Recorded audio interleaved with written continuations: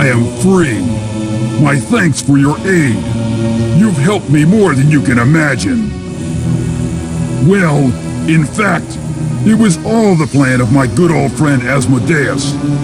Let me remove the bond between our souls and show you my true form.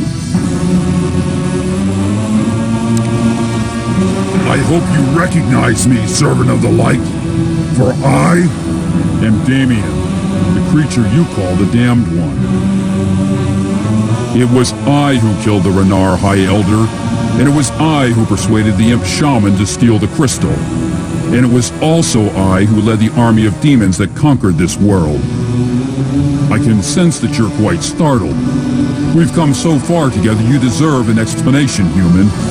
Back in Revellon, your mentor, the Divine One, found me as a baby, helpless on the altar of the Demon of Lies. But your mentor lacked the strength to finish me then and there as I would have done, and instead decided to raise me himself in the hope that his divine influence could quell my dark beginnings. But when I finally found out about my heritage, I broke the chains of order that bound my spirit. Though I was not nearly strong enough, I opposed my adopted parent, and yet again your mentor was not capable of killing me. Instead, he found a punishment that was worse than death: imprisonment. I was thrown into the world of Nemesis, and its borders were sealed. I could only be freed if the Divine One, or one of his kind, willingly led me out.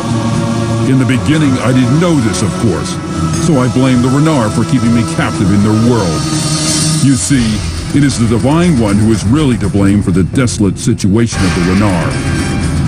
When the chaos magic from the shattered crystal threw you, a paladin from the army of the Divine One, into the world of Nemesis, Asmodeus thought of an excellent plan that would allow me to escape. Forging my fate to yours would in the end allow you to lead me out of my prison. Very well. Now is the time. We will see what you've learned, human.